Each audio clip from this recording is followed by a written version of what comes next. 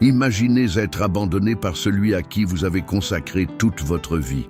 Un fils que vous avez aimé et dont vous avez pris soin choisit la richesse plutôt que sa propre mère.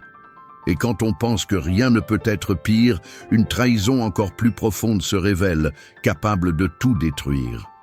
Que feriez-vous si vous deviez faire face à la douleur, de l'ingratitude et de la froideur de ceux qui devraient être votre famille? Préparez-vous, car cette histoire remettra en question tout ce que vous pensez de l'amour, de la loyauté et de la vengeance. Si vous êtes curieux de savoir ce qui se passe ensuite, abonnez-vous à la chaîne et laissez votre like, car vous ne voudrez pas manquer une seconde de cette histoire.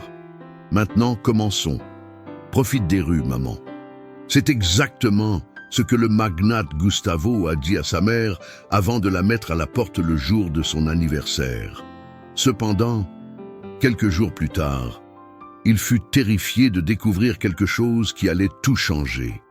Le soleil s'est levé lentement sur les toits de la municipalité de Val das Flores, ses rayons dorés caressant les façades des maisons et réveillant les habitants à un nouveau jour.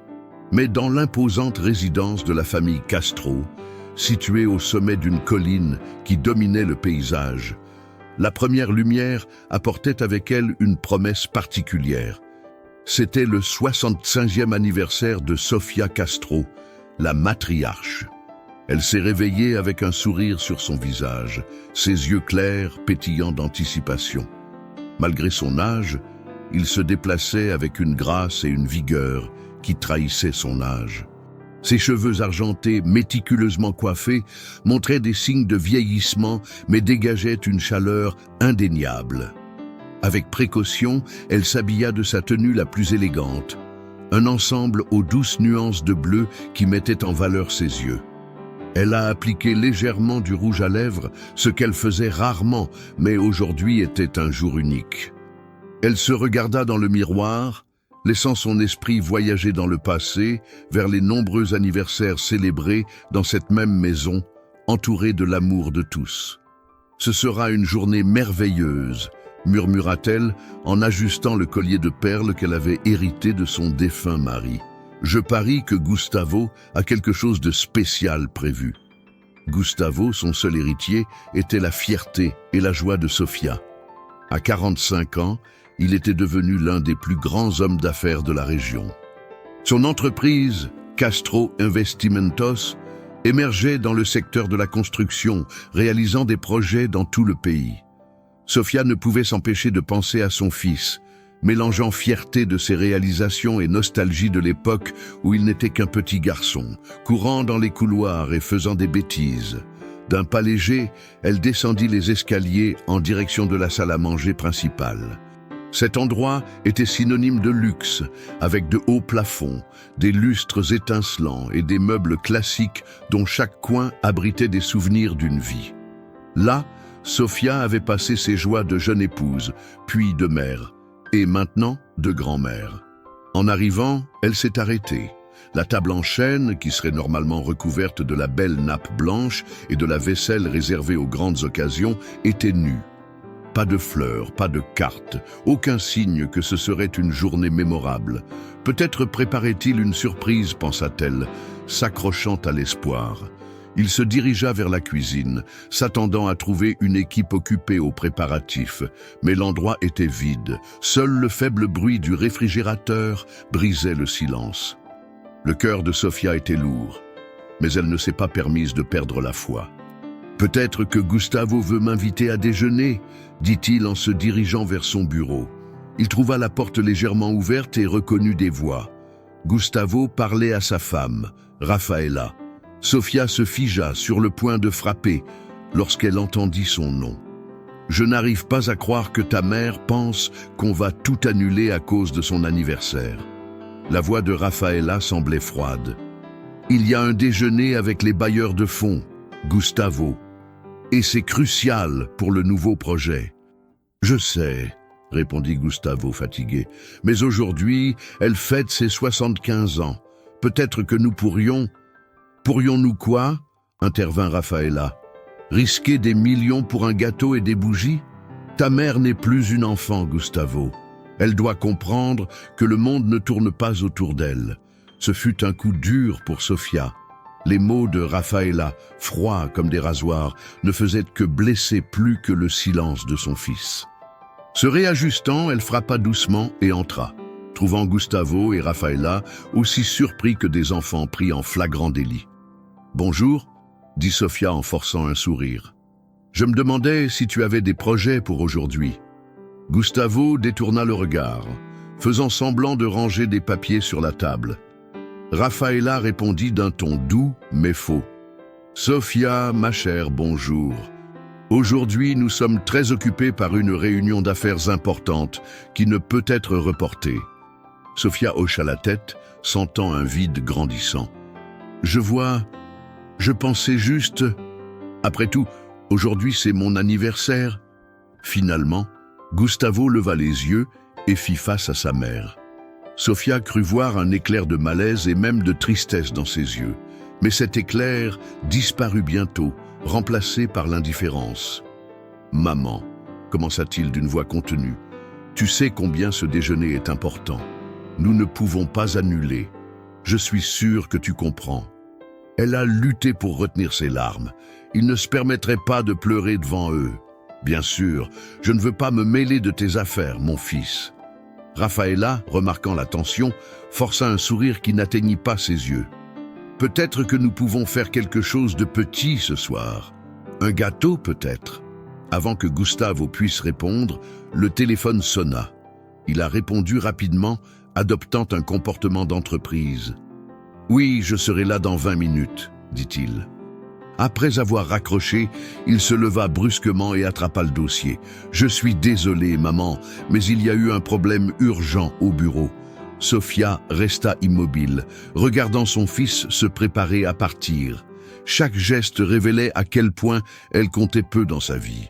Le garçon qui avait l'habitude de courir dans ses bras ne la regardait même plus dans les yeux. Puis, quelque chose s'est brisé en elle. Des décennies d'amour inconditionnel, de renoncement silencieux, d'acceptation de miettes d'attention, tout cela s'est accumulé, aboutissant à une explosion soudaine. « Ne t'inquiète pas, Gustavo, » déclara Sofia, la voix tremblante. « Je n'ai pas besoin de ta pitié ni d'un gâteau improvisé. » Il se retourna immédiatement, surpris par le ton de sa mère. Rafaela, à son tour, affichait un discret sourire de triomphe. « Maman, ne sois pas comme ça, » commença Gustavo. « Ah, qu'est-ce que ce n'est pas, Gustavo ?» dit-elle sèchement. « Une nuisance dans votre routine parfaite ? J'ai passé une bonne partie de ma vie à essayer de ne pas intervenir, à te regarder changer, à permettre au succès de te transformer. Mais ça suffit. » Gustavo avait l'air vraiment stupéfait. « Maman, tu exagères. Tu sais que je t'aime, mais j'ai des responsabilités. Il y a toute une entreprise à gérer. Et moi, que suis-je ?»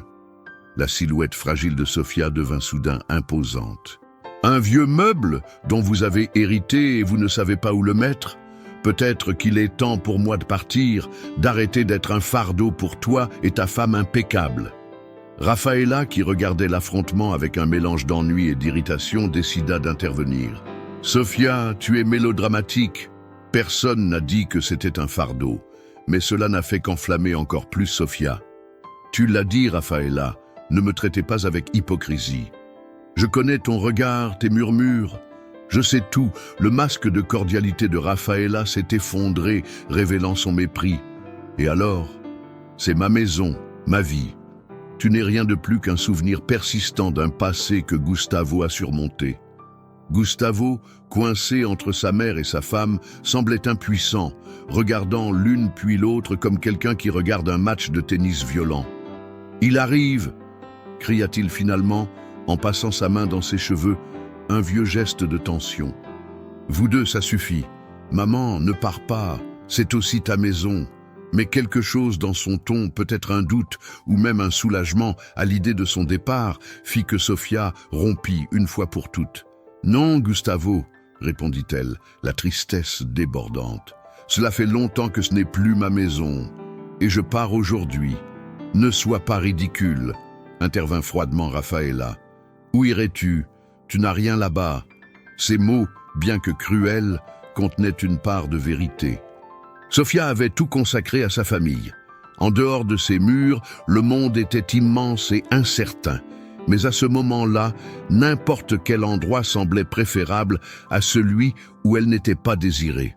« Ce ne sont pas tes affaires », répondit Sofia en se dirigeant vers la porte. « Je serai partie avant que tu ne reviennes de ton précieux déjeuner. » C'est alors que Gustavo, peut-être sous la pression de la situation ou poussé par une pointe de culpabilité, commet l'erreur fatale. « Attends, maman !»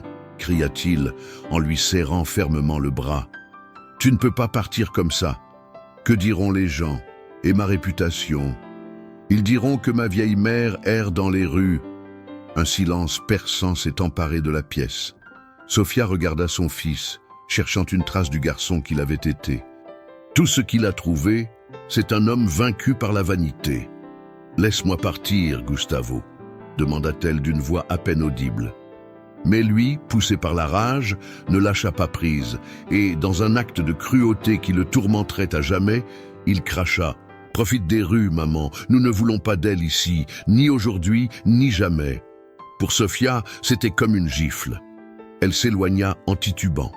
Rafaela, à côté, souriait victorieusement. « Gustavo » commença Sofia, mais elle resta silencieuse. Qu'y avait-il d'autre à dire? Le garçon pour lequel elle donnerait n'importe quoi a révélé ses véritables sentiments.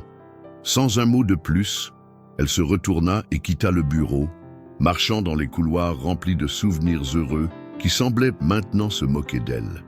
Elle monta dans sa chambre, prit une petite valise et, toujours incapable d'y croire, commença à emballer ses affaires en silence, les larmes coulant sur son visage. Au bureau, Gustavo s'est réveillé de ce qui semblait être un cauchemar. « Qu'est-ce que j'ai fait ?» murmura-t-il en regardant ses propres mains comme s'il ne les reconnaissait pas. Rafaela, cependant, n'a montré aucun remords. « C'était nécessaire », répondit-elle en ajustant son collier de perles. « Il est temps de remettre cette vieille femme à sa place. » Gustavo la regarda avec horreur, réalisant à quel point la femme était froide, son cœur aussi dur que la pierre. Mais il ne pouvait rien dire, et Rafaela le pressa. « Allez, Gustavo, nous sommes en retard pour le déjeuner. Nous ne pouvons pas faire attendre nos bailleurs de fonds. » Comme hypnotisé, Gustavo se laissa emporter. Le moteur de la voiture hurla, brisant le silence du matin, apportant à l'homme qui avait choisi le triomphe l'affection de sa mère. Seule dans la pièce, Sofia entendit le bruit de la voiture qui s'éloignait. Chaque objet qu'elle mettait dans sa valise portait un morceau de son histoire de vie. Des photographies de Gustavo enfant, des lettres d'amour de son défunt mari, autant de trésors accumulés. Tout semblait appartenir à un passé en voie de dissolution. Après avoir fini de ranger, il s'assit sur le bord du lit, sentant le poids de ce qu'il allait faire. À 75 ans, il a quitté la seule maison qu'il ait jamais connue. La peur menaçait de la paralyser, mais il y avait quelque chose de plus fort, sa dignité. « Je ne peux pas rester là où je ne suis pas aimée », murmura-t-elle en essuyant ses larmes. Il se leva, prit sa valise et quitta la pièce, sans se retourner. La résidence, autrefois pleine de vie, ressemblait désormais à un mausolée froid. Elle marcha silencieusement jusqu'à la porte d'entrée. Il s'arrêta brièvement devant l'immense miroir du hall. La femme qui se reflétait semblait plus fatiguée, mais il y avait une étincelle de détermination dans ses yeux. « Joyeux anniversaire, Sofia !» se dit-elle avec un sourire triste. Puis il ouvrit la porte et sortit dans le monde. Le soleil du matin l'accueillit, la réchauffant comme une étreinte. Sofia se promenait dans le jardin où fleurissèrent des roses qu'elle avait plantées elle-même. Pendant une seconde, il pensa à revenir en arrière, espérant que Gustavo changerait d'avis. Mais le souvenir de ses paroles fit taire tout espoir. D'un pas lent mais déterminé, il suivit le chemin qui menait à la rue. À chaque pas, elle se sentait davantage elle-même, retrouvant son courage et son identité d'antan. En arrivant sur l'asphalte, il réfléchit à son destin. La ville semblait familière et étrange à la fois. Qui l'accueillerait? Il se souvient alors de Lorena, une amie de toujours, qui vivait dans un quartier simple. Sans beaucoup d'options, il partit, traînant sa valise, faisant face à des regards curieux et des murmures. Certains habitants la saluaient respectueusement, d'autres murmuraient, mais elle gardait la tête haute, excédée par l'humiliation. Après une longue marche, il arriva à la porte de la maison de Lorena, le cœur battant la chamade. Il appuya sur la sonnette et chaque seconde lui parut une éternité jusqu'à ce que la porte s'ouvre. Lorena, du même âge que Sofia, mais avec un enthousiasme juvénile que le temps n'avait pas effacé, l'accueillit avec un sourire qui se transforma en détresse lorsqu'elle remarqua l'état de son amie. « Sofia, que s'est-il passé? Pourquoi es-tu ici avec cette valise ?» La vue du visage accueillant de son amie fut la dernière barrière. Sofia fondit en larmes. « Oh, Lorena, quelque chose de terrible est arrivé. » Sans rien dire, Lorena l'entoura de ses bras. La porte s'est fermée, laissant dehors le monde qui avait été si cruel, ce jour qui aurait dû être heureux. À l'intérieur de la pièce simple mais confortable, Sofia était assise, tremblante d'avoir tant pleuré. Lorena se tenait à ses côtés, lui tenant les mains, attendant patiemment qu'elle reprenne son souffle. « Parle lentement », l'encouragea Lorena. « Tu es en sécurité. » Qu'est-ce qu'il y avait ? Petit à petit, entre deux soupirs, Sofia raconta tout. L'indifférence de Gustavo, les mots amers de Rafaela, la rupture douloureuse. Lorena écoutait tout sans interrompre, son visage reflétant le choc, la tristesse et l'indignation. Quand Sofia eut fini, son amie la serra intensément dans ses bras. « Sofia, je n'arrive pas à croire que Gustavo ait fait ça. Ce n'est pas le garçon que nous connaissons. Je ne le reconnais plus, » murmura Sofia. Le capital et le pouvoir l'ont complètement changé. Lorena se leva soudainement, avec un air résolu. « Ne t'inquiète pas, tu resteras ici, avec moi, aussi longtemps que tu en auras besoin. Je ne la laisserai pas passer cette journée seule. » Sofia essaya de refuser, craignant d'être une nuisance, mais Lorena la fit taire d'un simple regard. « N'y pense même pas, tu es mon meilleur ami. Ta place est ici. » Pour la première fois depuis qu'elle avait quitté la résidence Castro, Sofia sentit une petite lueur d'espoir. Peut-être qu'il n'était pas aussi seul qu'il le pensait. Lorena disparut un instant dans la cuisine, revenant avec un plateau contenant 2 tasses de thé fumant et un petit gâteau avec une bougie. « Ce n'est pas grand-chose, » dit Lorena un peu gênée, « mais je ne pouvais pas laisser passer ton anniversaire sans le fêter. » Sofia regarda le gâteau puis son ami. Une vague de gratitude l'envahit, et les larmes revinrent, mais maintenant, c'étaient des larmes d'émotion. « Lorena, je n'ai pas de mots. Ne dis rien. Il suffit de souffler la bougie et de faire un vœu. » Sofia ferma les yeux, se souvenant de tout ce qui s'était passé ces dernières heures. En les ouvrant, j'ai ressenti une détermination renouvelée. Il souffla la bougie avec conviction, comme s'il chassait les malheurs. « Qu'as-tu commandé ?» demanda Lorena. « La force de recommencer, » répondit Sofia en souriant. « La force de prouver à Gustavo et à tout le monde que je peux encore faire beaucoup. » Lorena accepta avec enthousiasme. « Et tu le feras, ma chère.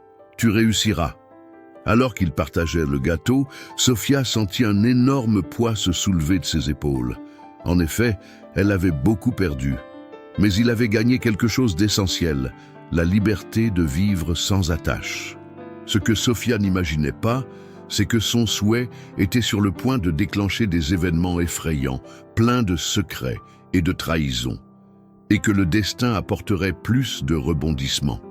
Pendant ce temps, dans le luxueux restaurant, Gustavo essayait de se concentrer sur la réunion avec les financiers, mais il pouvait à peine entendre leur voix. Son esprit se tourna vers la scène dans la résidence, se souvenant des yeux blessés de Sofia. Rafaela, remarquant sa distraction, lui donna un léger coup de coude. « Concentre-toi, mon amour. Nous sommes sur le point de conclure l'affaire du siècle. » Il a forcé l'attention. Mais une voix intérieure ne cessait de lui répéter qu'il avait peut-être commis la plus grosse erreur de sa vie. Ce que personne ne savait, c'est que cette rencontre serait le début d'une série d'événements révélateurs. Des secrets enfouis depuis des années seraient révélés et les liens familiaux seraient mis à l'épreuve. Alors que le soleil disparaissait à l'horizon, mettant fin à une journée qui avait commencé avec impatience, mais s'était terminé par une déception. Les rouages du destin étaient déjà en mouvement. Sofia, Gustavo, Rafaela et tous ceux qui étaient impliqués s'engageraient sur un chemin qui changerait leur vie. La scène était prête, chaque acteur à sa place. Le rideau s'apprêtant à se lever sur le premier acte d'un drame qui allait tenir tout le monde en haleine jusqu'à la fin. Les jours qui ont suivi le départ de Sofia ont été mouvementés. Un silence tendu régnait dans la maison des Castro. Gustavo, tourmenté par la culpabilité, s'immergeait dans son travail comme un obsessionnel, s'occupant de réunions pour retarder autant que possible le retour dans une maison désormais vide.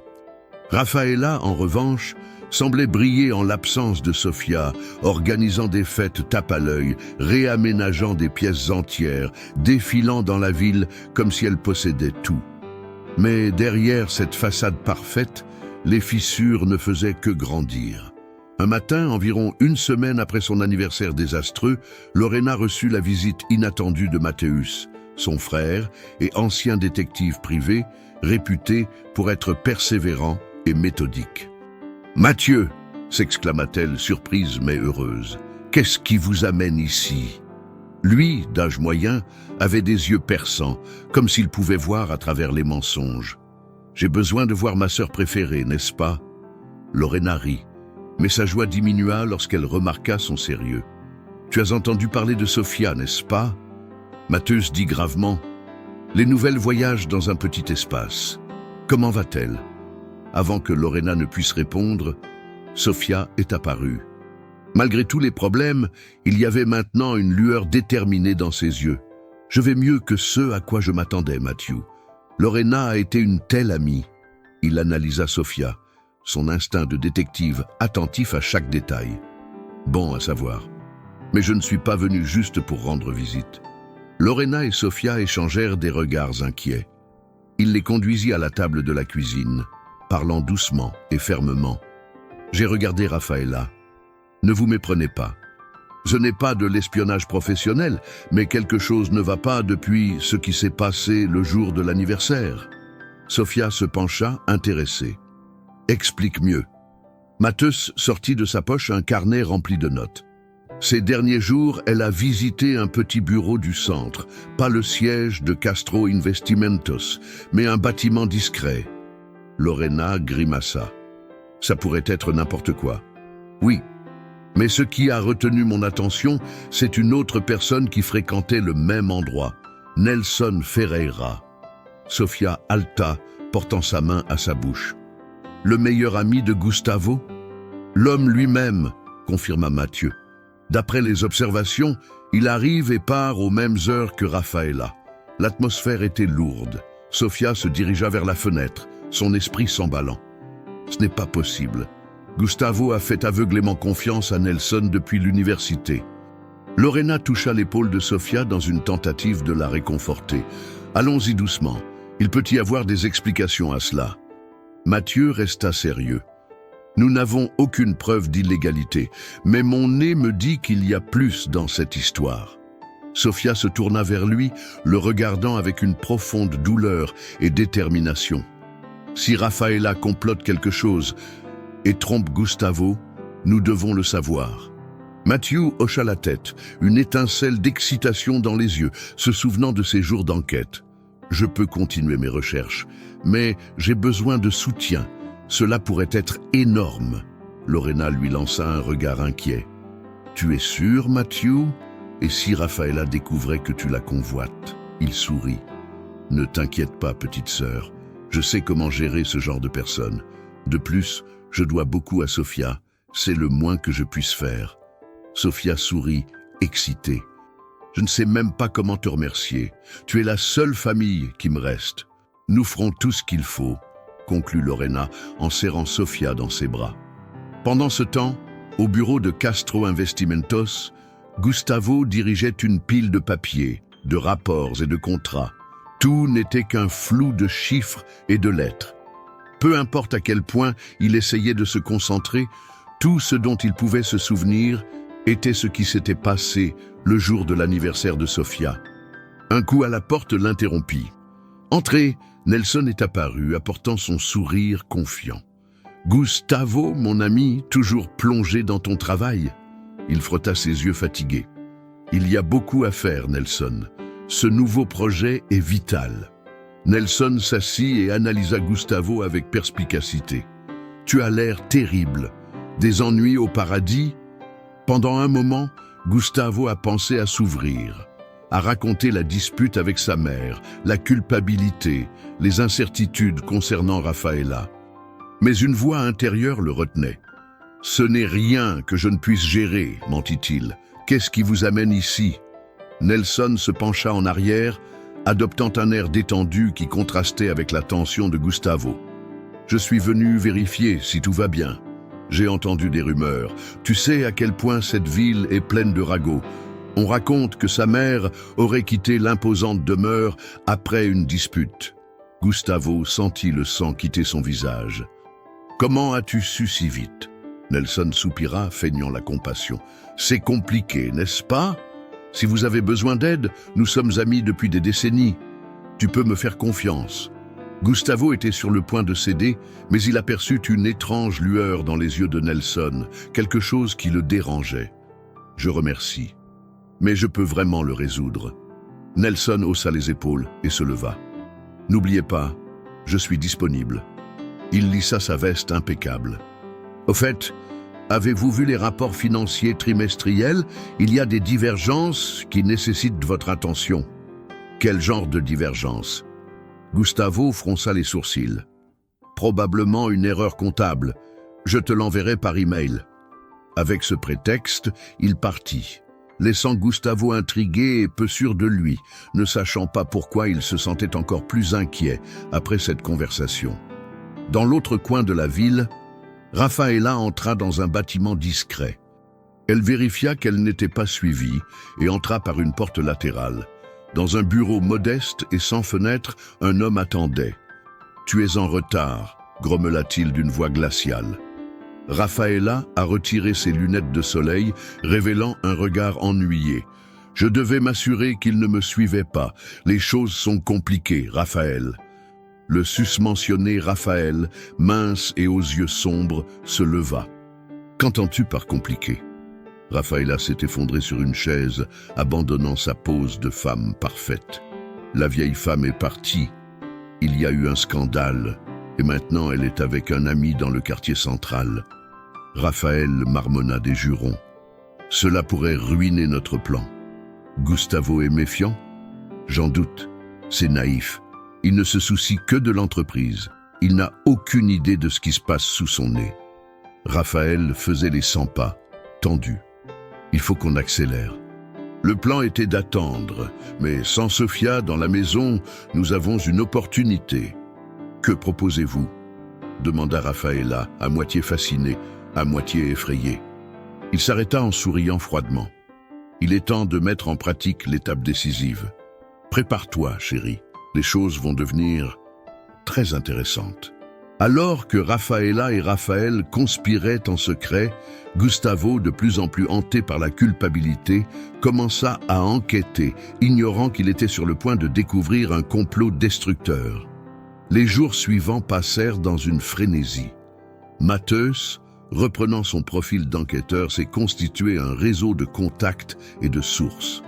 Lorena, profitant de sa réputation d'enseignante, entendit des rumeurs dans la communauté.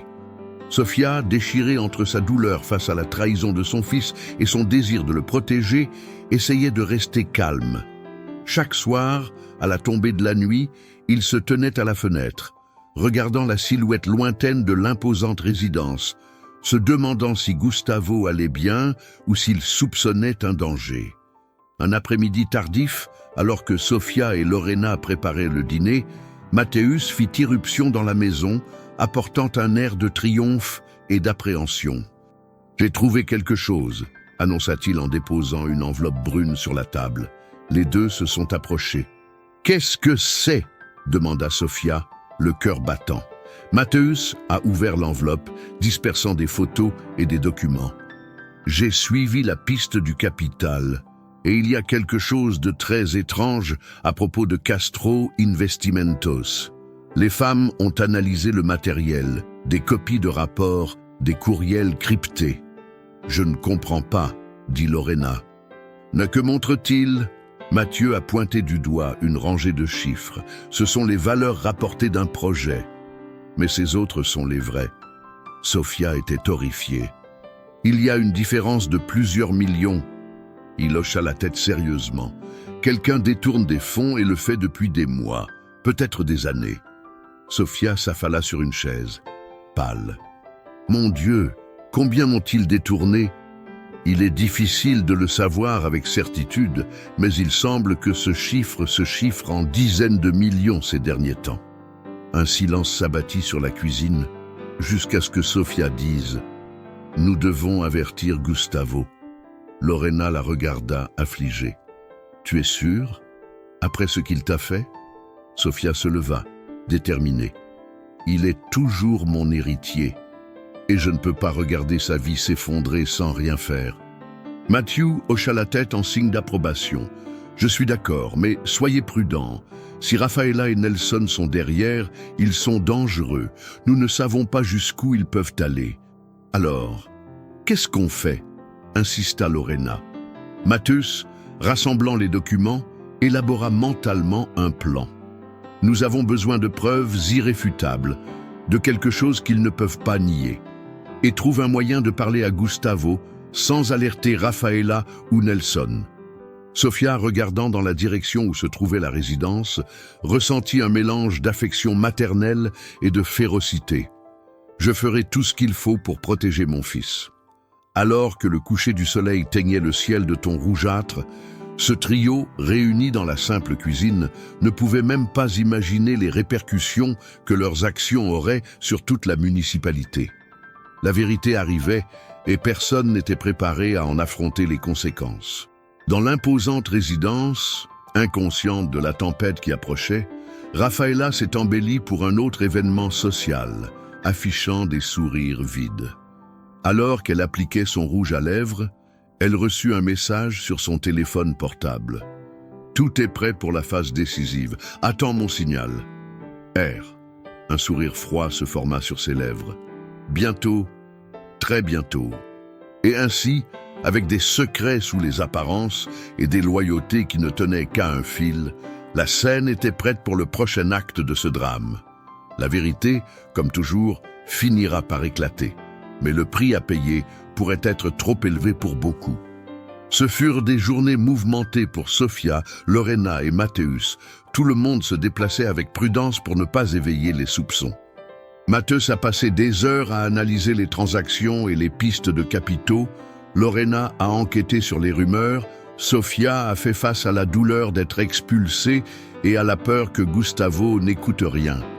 Un après-midi, Matheus feuilletait des papiers lorsqu'il s'exclama euphorique. « J'ai toujours su qu'il y avait quelque chose de louche dans ces transferts. » Sophia et Lorena coururent vers lui, anxieuses. « Qu'est-ce que c'était ?»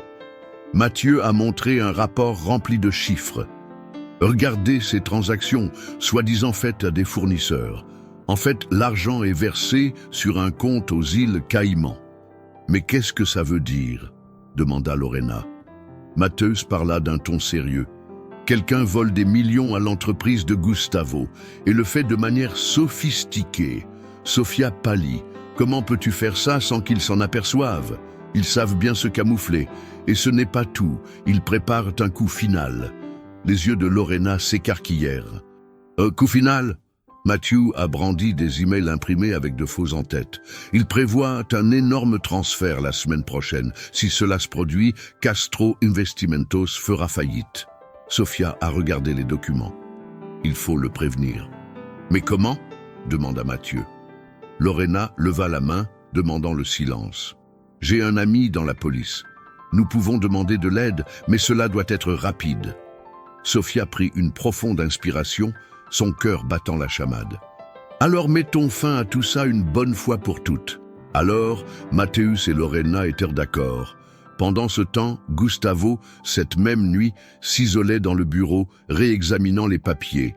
Il voyait des divergences, des transferts étranges. Le choc a été énorme. « Rafaela » murmura-t-il incrédule. « Pourquoi ferais-je ça ?» Sans hésiter, il a pris son téléphone portable et l'a appelé. mais il est tombé sur la messagerie vocale. Son malaise ne fit que grandir. J'avais besoin de réponses. Il décida donc de composer un autre numéro, celui de Nelson. L'ami a répondu de manière détendue. Gustavo a été direct, expliquant qu'il avait rencontré de sérieux problèmes. « Ah, Gustavo, calme-toi. Résolvons-le. Je serai là demain matin, » répondit Nelson après un bref silence. Quelque chose dans son ton n'a pas convaincu Gustavo, mais il a accepté. « Oui, d'accord. On se parle demain. » Lorsqu'il raccrocha, Gustavo tourna son regard vers la fenêtre. Une solitude l'envahit. Où était Sofia à ce moment-là, quand il avait le plus besoin d'elle, et il se souvint que c'était lui qui l'avait chassée. Le téléphone vibra, révélant un message provenant d'un numéro anonyme. « Retrouve-moi au parc demain matin. Venez seul. Je dois te montrer quelque chose à propos de Rafaela. » Fronçant les sourcils, Gustavo rangea son téléphone portable. J'ai senti que c'était la clé pour découvrir la vérité. Et si c'était le cas, j'irais jusqu'au bout. Le moment était venu d'affronter les conséquences. Le lendemain matin, le soleil s'est levé dans un ciel clair, comme s'il promettait de révéler des secrets longtemps enfouis. Gustavo est apparu dans le parc, le cœur battant la chamade. Une brise froide agitait la cime des arbres. Il remarqua bientôt une silhouette encapuchonnée près du lac. Il s'approcha, sentant sa colonne vertébrale frissonner, jusqu'à ce que la personne soulève sa capuche, montrant son visage. C'était Mattheus. « Mathieu ? Où est ma mère ? » « Calme-toi, Gustavo, elle va bien. Mais vous devez d'abord voir cela. » Mathéus lui a remis un dossier rempli de documents et a détaillé tout ce que lui et Lorena avaient découvert sur Rafaela et Nelson. Gustavo l'examina, pâlissant à chaque page, comprenant l'ampleur de la trahison. « Non, ce n'est pas possible. Rafaela ? Pourquoi ?» balbutia-t-il. « Peut-être de la pure cupidité ?» s'aventura Mathieu. « Le fait est que le coup final se produira demain. Et vous devez agir. » Un mélange d'indignation et de ressentiment consumait Gustavo. Rafaela, la femme avec qui il avait partagé sa vie, apparaissait désormais comme une étrangère. Mais ce qui le déchirait le plus profondément, c'était d'avoir maltraité la seule personne qui lui avait toujours témoigné une affection inconditionnelle. Sofia. Mais ce n'était pas le moment de faire le deuil. J'avais besoin d'arrêter ce projet. Merci, Mathieu, d'avoir apporté la vérité. Je ferai justice. Prends soin de toi. Rafaela et Nelson sont dangereux. Alors qu'il se retournait pour partir, Gustavo s'arrêta soudainement. Et ma mère ? Mathieu sourit légèrement. Elle est avec Lorena, en sécurité, et veut le voir. Gustavo hésita, sa fierté blessée palpitant encore, mais le besoin de se racheter était plus fort. Donne-moi l'adresse. Dès que j'aurai réglé ce problème, j'irai là-bas. Après l'avoir écrit, Gustavo quitta le parc, le cœur lourd, mais déterminé à corriger son erreur. Pendant ce temps, dans l'imposante résidence, Rafaela récupérait des bijoux, des documents et de l'argent liquide. Nelson les attendait dans une voiture de location, car il prévoyait de s'échapper la nuit même. « Nous devons courir !» jura-t-elle. Gustavo a dû découvrir quelque chose. Si vous ne le savez pas encore, vous le saurez bientôt. Elle n'était cependant pas consciente que le piège se refermait sur elle. Au poste de police, l'ami de Lorena a réuni une équipe pour vérifier les preuves. Tout convergeait vers un résultat inévitable, la chute d'un château construit sur des mensonges. Tard dans l'après-midi, Gustavo est arrivé à la maison, le cœur battant la chamade. Il entra silencieusement, surprenant Rafaela en train de préparer sa valise à la hâte. « Où vas-tu, Rafaela ?» Elle sursauta, surprise, puis leva le menton en signe de défi. « Peut-être loin. » Gustavo a jeté le dossier de preuves sur la table. « Tu m'as volé, tu as volé mon entreprise. J'étais sur le point de tout détruire. » Rafaela rit sarcastiquement. « Tu t'es détruit toi-même en choisissant cette vieille femme plutôt que moi. » Mais Gustavo n'était plus l'homme aveuglé par les illusions. Maintenant, j'ai compris que la personne vide était Rafaela. Avant qu'il ne puisse continuer, des sirènes se sont fait entendre à l'extérieur. Les policiers ont pris d'assaut la résidence, armes au poing. Raffaella se figea prise de terreur. Non, ce n'est pas possible. Mais c'était trop tard. Les preuves étaient là. Matthäus et Lorena sont arrivés pour témoigner. Gustavo la regarda. « Pourquoi, Raffaella? Pourquoi tout ça ?» Elle baissa les yeux sans répondre. Bientôt, j'étais menotté. Elle a été emmenée, tandis que Sofia entrait par la porte, accompagnée des autres. Quand il vit sa mère, Gustavo sentit ses yeux se remplir de larmes. « Maman, pardonne-moi. Je ne peux même pas exprimer à quel point je suis désolé. » Sofia s'approcha et le serra fort dans ses bras. À ce moment-là, il n'y avait pas besoin de mots. Ils ont trouvé, dans cette étreinte, le remède à des blessures qui semblaient incurables. Une enquête complète a suivi, révélant d'énormes scandales. Mais, avec Gustavo renouvelé et plus humble, l'entreprise a survécu. Sofia est rentrée à la maison. Auparavant rejetée, elle est désormais accueillie avec gratitude et affection. Lorena et Matthäus ont continué à participer à cette nouvelle étape de la famille, unie sur les bases de la confiance. Lorsque le soleil se leva à nouveau sur la vallée des fleurs, il illumina une scène différente, où l'affection et la vérité triomphèrent de l'ambition et de la tromperie. Dans cette maison, qui avait été le théâtre de tant de chagrins, régnait désormais une véritable paix, solidifiée par des liens que même les épreuves les plus sombres ne pouvaient briser.